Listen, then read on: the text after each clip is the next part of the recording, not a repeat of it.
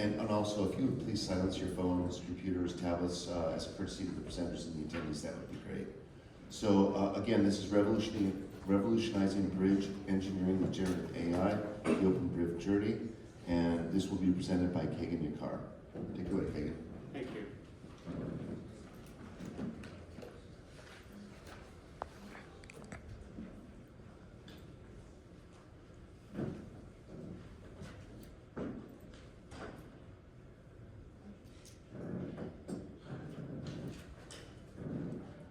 Let me start with this statement. These are all,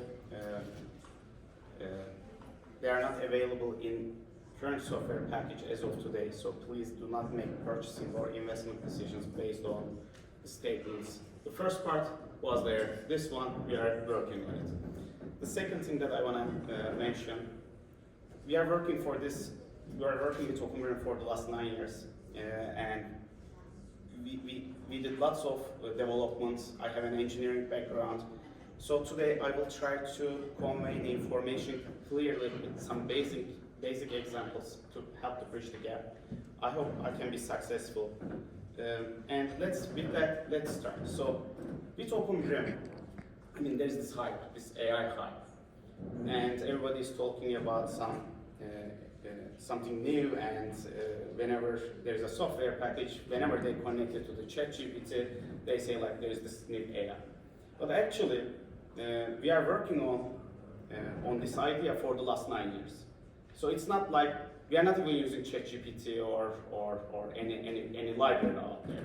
We have our own AI and neural network developed for bridge engineers.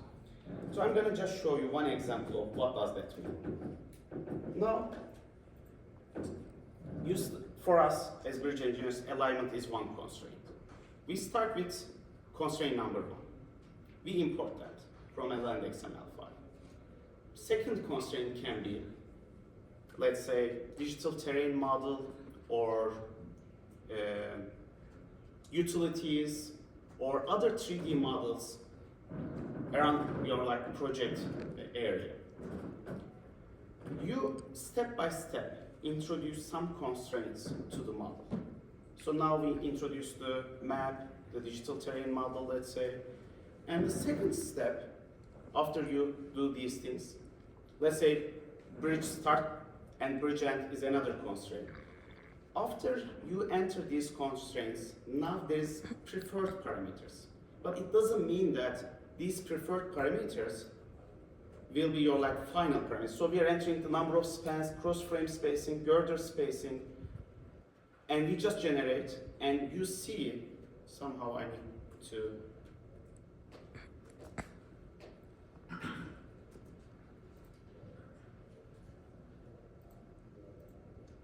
interesting. For some reason I cannot. I want to talk there. We will come to that point again, I guess. I cannot move the slide. We have the AI, but we cannot move the slider. That's another thing.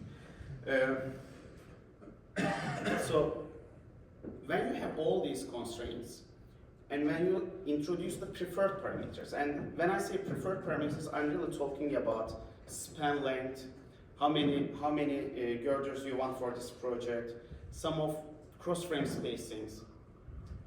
We take those inputs, but we are not producing an output directly from those inputs. It's just like giving some feedback to us. And by using those inputs, for example, now you will see we will generate a superstructure model. And that superstructure model, you are not writing your plate girder dimensions, you are not entering how many units we will generate, you are not writing lots of things about the superstructure that we are generating. Our AI, basically, with its training data, figures out the right parameters with these constraints and the preferred. So we have the superstructure. We have the span lengths, we have 3 units there, it follows that alignment. Now, the next step is we can do something similar for the substructure. And now what you will see there is we will pick the substructure type, and then after we pick the substructure type and Again, some preferred parameters. This time, based on the digital terrain model and the constraints, it's gonna place the substructure. So you see the 3 units on the screen. That's generated. We didn't enter those inputs. You see the different plate girder dimensions. It's hard to catch that maybe. You see different cross-frame spacing. It just does all these things with its AI algorithm. Now, we're gonna introduce some, again, hammerhead peer, again, some preferred parameters. We are just picking some data for that. It doesn't mean that it's gonna generate a substructure with these things. It knows the girder locations, it knows the bearing locations, it knows lots of things about this bridge, and based on that fact, it's just putting all these information, all these 3D model and the finite element model into an OpenBrIM environment. And now we have all the substructures there too, with the straddle bands from here.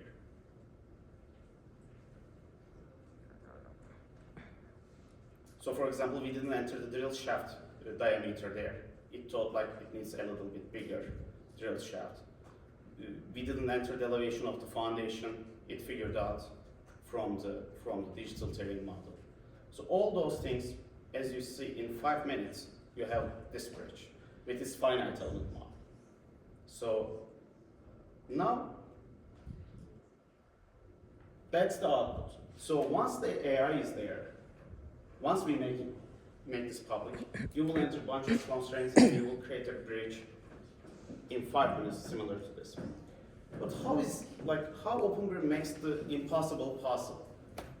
So OpenBrIM is under development since 2015. We were working Federal Highway project. We were helping the Federal Highway project, this pooled fund.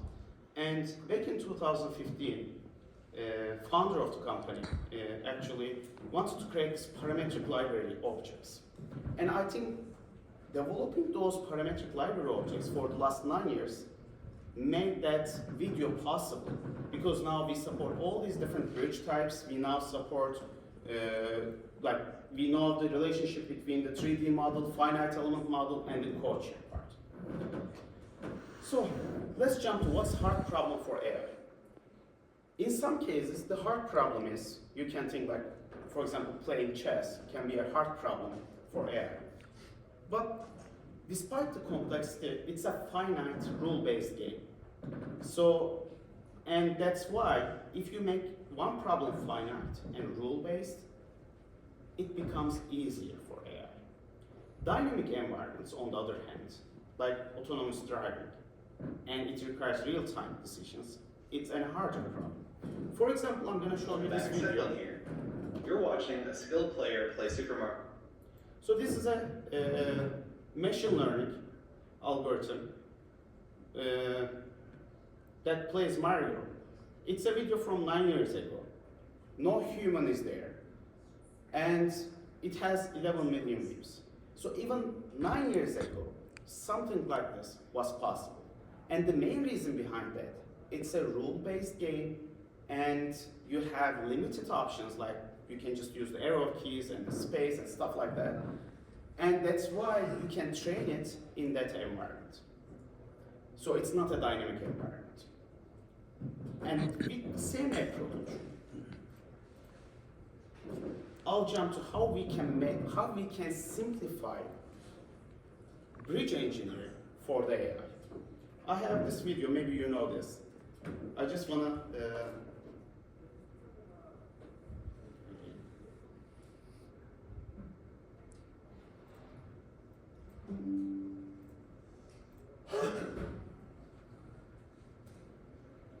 Most of us learned at the feet of our parents the following truth. Functions describe the world. Everything is described by functions. The sound of my voice on your eardrum, function. The light that's kind of hitting your eyeballs right now, function. The entries you put in your random matrices, function. It's all function. Different classes in mathematics, different areas of mathematics study different kinds of function. High school math studies second degree one variable polynomials. Calculus studies smooth one variable functions. And it goes on and on. Functions describe the world.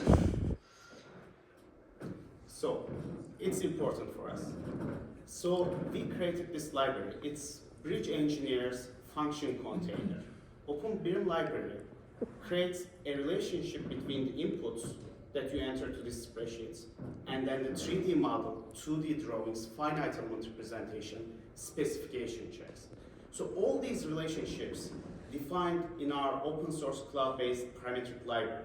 So back in 2015, we were trying to create national bridge engineering repository. Things went some other direction. We became like a private company after that. I was not with the company. So with the help of this function container, you can name it that way, it's now possible to create all these bridges and connect this data together. So I'm going to give you some examples from the library. So parametric, we say parametric. You just change one parameter, you just see how it affects the reinforcement data, how it affects the 3D volume that you see. Or you change number of top bars, it updates this. So in order to simplify the bridge engineering, we had to create all these different pieces. Like now rebar is part of 3D model. And it's modular actually. For example, this is a bar band, but it's used in the other object too. So 3D models, rebars, or finite element, or specification checks, they're now all in our library, and it's basically communicating to each other, all these objects. For example, here you see an analytical representation of the plate girder. So you will see, for example, now another parameter is changing. The mesh refinement is just updating it. It's not just converting 3D to a finite element, but it's more like a same representation of the same girder with different finite element representations. All AASHTO chapters, there's a digital twin of the AASHTO chapters there. I'm not talking about the co-check part. I'm talking about just the chapters. Then the co-check objects are using these chapters to create the real stili girder co-check or the stili girder load rating. So we are creating this world in your web browser. Really. For example, now you're seeing a stili girder co-check library component. These are all modular pieces, like Lego pieces, really. When you think about your work on a daily basis, and it's all here. So you just change one parameter, you see the algorithm, how it affects the end result. It gives references to AASHTO equations and stuff like that. And this is another example of the code check, and you will see another example of the load rating. In some cases, people just say like, this is parametric, but what's the main difference between OpenBrIM and the other parametric software packages? If you just create a parametric bridge engineering environment for 3D modeling, it will lack the finite element part. It will, like, let's say it doesn't have the code check part, it's like, it doesn't have the rebars. Then you cannot connect all these pieces together and create an AI engine like what I'm showing you today. But in our case, we can create a model automatically. So that's how we train the AI.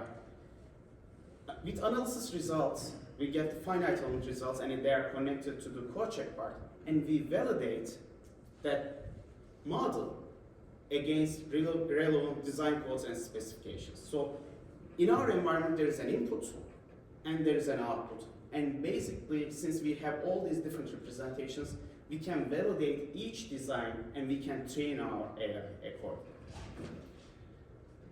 So with this, I think we are giving engineers, with this parametric environment, we are giving engineers a new way, and it was never like possible before. Library objects are just there and you are just taking them and using them.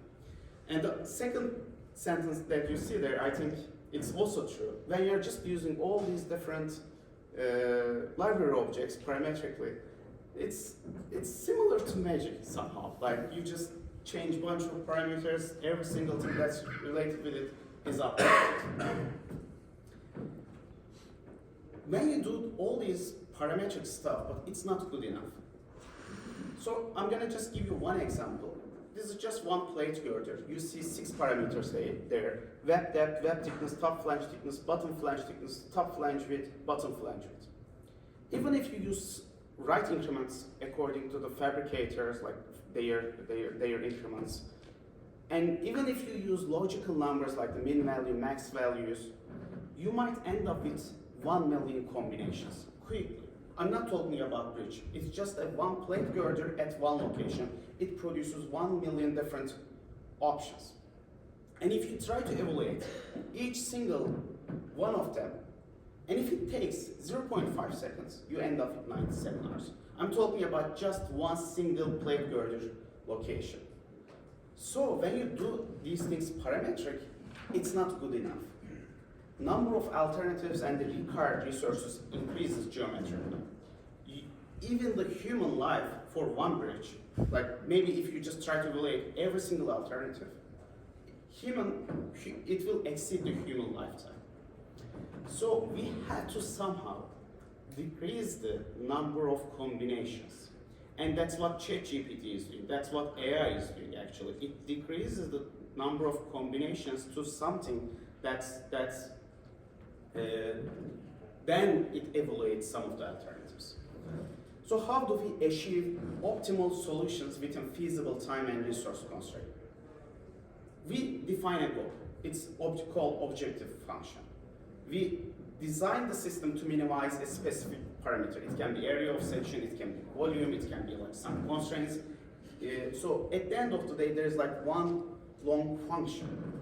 And you try to figure out how many solutions you want to evaluate. So for example, you have 1 million options there, but from those 1 million options, you just want to see like 100 best case scenarios, let's say. And for coaching purpose, maybe like maximum district ratio can be another thing that you want to optimize. Let's think about how we think. You also have 1 million combinations also, but you never start with 1 million combinations to find your plate girder dimensions. Based on your education, based on your experience, your critical thinking, your intuition, you eliminate all these unnecessary options directly, right? And AI systems are doing the same thing. When you train them, directly they eliminate all these less relevant options and focusing only on the most promising paths to efficiently solve the complex problems. So, and then I'll continue with Albert Einstein's 2 quote there. Education is not learning the facts, but training of the mind to think. So we train AIs like to think, and we are educating them. And the other quote is, education is what remains after one has forgotten, one has learned in school. So we train them with the data, but then we forget the data. We are just using the neural network to find all these promising paths for our solution. So with that, for example, for this example, with current model, instead of evaluating it in 97 hours, it decreases it to 1,000 options. It produces you the best optimized results in 10 minutes. And when I was showing the whole bridge, it was even better. You were just trying to find one good solution. We just click generate, and it just produced the model.